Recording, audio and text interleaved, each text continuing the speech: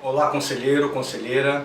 Como vocês sabem, o trabalho do conselheiro, da conselheira é em rede, ele pertence a essa rede de proteção, a esse sistema de garantia de direitos. É necessário então que a sua atuação seja a partir dessa rede. E essa atuação pode se dar de maneira preventiva. Como é que funciona essa atuação de maneira preventiva? É o conselheiro tutelar sendo protagonista, sendo o ator principal na promoção, na articulação intersetorial do combate ao trabalho infantil. E essa atuação preventiva ela pode se dar no âmbito do CMDCA, participando das suas reuniões, contribuindo com a sua experiência para que o CMDCA possa cobrar políticas públicas voltadas para o combate ao trabalho infantil ou combate a outras vulnerabilidades que dizem respeito à criança e ao adolescente. O Conselho Tutelar pode atuar de forma preventiva, conhecendo o cadastro único, conversando com o entrevistador, conhecendo o serviço de convivência e fortalecimento de vínculo.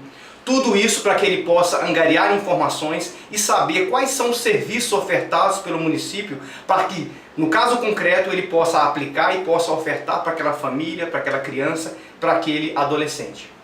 No caso concreto, citando um caso concreto, o Conselho Tutelar é responsável, então, um ator primordial para identificar o trabalho infantil como vulnerabilidade.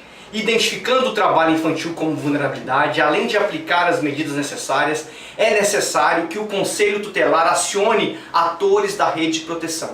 E quem são esses atores da rede de proteção que, no caso concreto, o Conselho Tutelar deve acionar? Primeiramente, o CREAS. Se o Conselho Tutelar se deparou com a criança trabalhando no semáforo, vendendo jornal, enfim, nas mais diversas modalidades de trabalho infantil, é necessário que o Conselho Tutelar acione o CREAS, porque o CREAS trabalha de forma repressiva, ele vai ofertar serviços que vão contribuir para aquela criança, para aquela família, para que tire aquela criança e aquela família da situação de vulnerabilidade, em específico do trabalho infantil.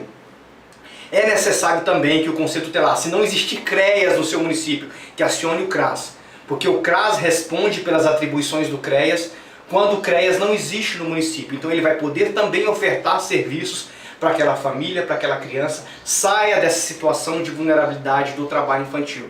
É importantíssimo também que o Conselho Tutelar acione o Ministério Público do Trabalho do seu município. E esse acionamento do Ministério Público do Trabalho no seu respectivo município pode se dar de diversas maneiras. Pode ser com um simples telefonema para a Secretaria da Procuradoria do Trabalho, para conversar com o procurador, com o assessor do procurador. Esse acionamento pode se dar por meio de ofício. O Conselho Tutelar encaminha um ofício relatando a situação que se deparou da criança ou adolescente trabalhando em situação de vulnerabilidade. Esse acionamento do Ministério Público do Trabalho pode se dar por meio do aplicativo chamado Pardal. Nós temos hoje um aplicativo de celulares Android ou iPhone ou Apple, no qual o conselheiro pode baixar no seu instrumento de trabalho e, a partir desse aplicativo, acionar o Ministério Público do Trabalho. Esse aplicativo ele recebe fotos, vídeos, relatórios e o Ministério Público é acionado a partir desse aplicativo.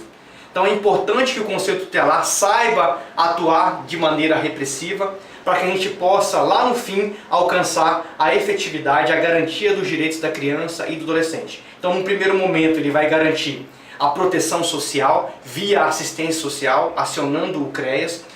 E num segundo momento, ou concomitante, ele vai acionar o Ministério Público do Trabalho para que o Ministério Público do Trabalho, dentro desse sistema de justiça, possa responsabilizar quem está utilizando a mão de obra infantil, quer seja a família, quer seja o empregador, quer seja uma empresa. É importante que o Conselho Tutelar tenha essa visão macro desse fluxo de atendimento quando se deparar com o tema trabalho infantil. E isso é trabalhar em rede. Trabalhar de forma preventiva, junto com o CMDCA, sendo ator promocional de políticas públicas, de cobrança de políticas públicas, e trabalhar também de forma repressiva, atuando com a função específica do Conselho Tutelar na identificação e acionamento da rede de proteção.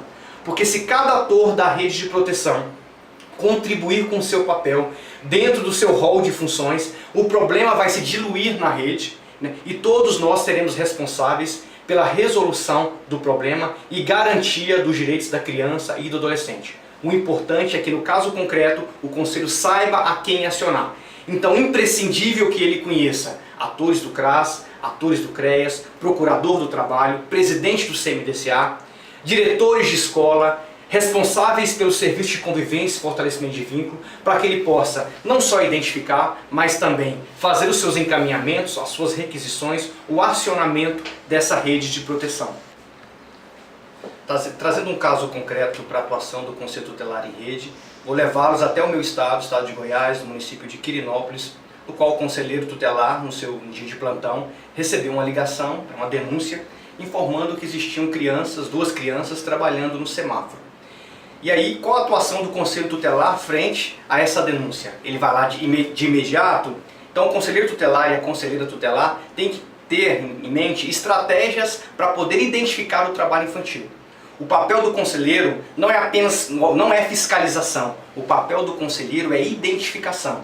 E para identificar essa situação de vulnerabilidade, ele deve ter estratégias de abordagem. Ou vai imediatamente, ou aguarda a criança retornar, ou no momento junto com os pais. Então essa estratégia, quem vai determinar, quem vai elaborar, é o conselheiro, de acordo com a peculiaridade, particularidade da atuação no caso concreto. Então, no município de Quirinópolis, o conselheiro recebeu essa ligação via telefone, se deslocou até esse semáforo e a estratégia por ele adotada foi ir até o local, abordar essa criança e identificar, colher dados identificadores para que ele pudesse acionar a rede de proteção a partir dessa identificação. Então, identificadas as crianças no semáforo, o Conselho Tutelar as conduziu até o CREAS, porque no município de Quirinópolis existe um CREAS, e lá confirmou que aquelas crianças, pertenciam a uma família que estavam cadastradas no Cadastro Único, bem como deveriam estar frequentando o serviço de convivência e fortalecimento de vínculo. E a família, inclusive, recebia Bolsa Família. E recebendo-se Bolsa Família, nós sabemos que uma das condicionalidades para o seu recebimento é a não utilização de trabalho infantil na família, e sim a criança estar na escola ou no serviço de convivência e fortalecimento de vínculo. Então, nesse caso, conduzido até o CREAS, a criança, o conselheiro tutelar conseguiu fazer esse levantamento de informações, e a partir desse levantamento de informações, ele conseguiu elaborar um relatório mínimo e simples para que pudesse encaminhar ao Ministério Público do Trabalho. E esse relatório mínimo e simples é importante para que o procurador do trabalho possa conseguir instaurar um procedimento investigatório e buscar a responsabilização de quem estava utilizando aquela mão de obra infantil na situação de vulnerabilidade.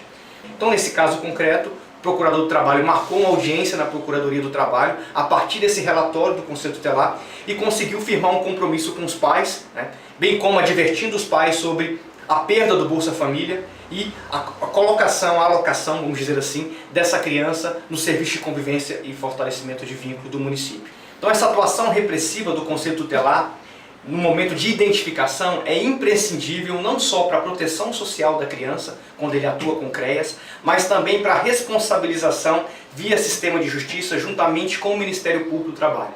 Então é um caso concreto que eu trouxe para que os senhores possam, a partir dele, pensar e planejar estratégias para identificar da melhor forma possível e de acordo com a peculiaridade da atuação de cada um dos senhores no respectivo município.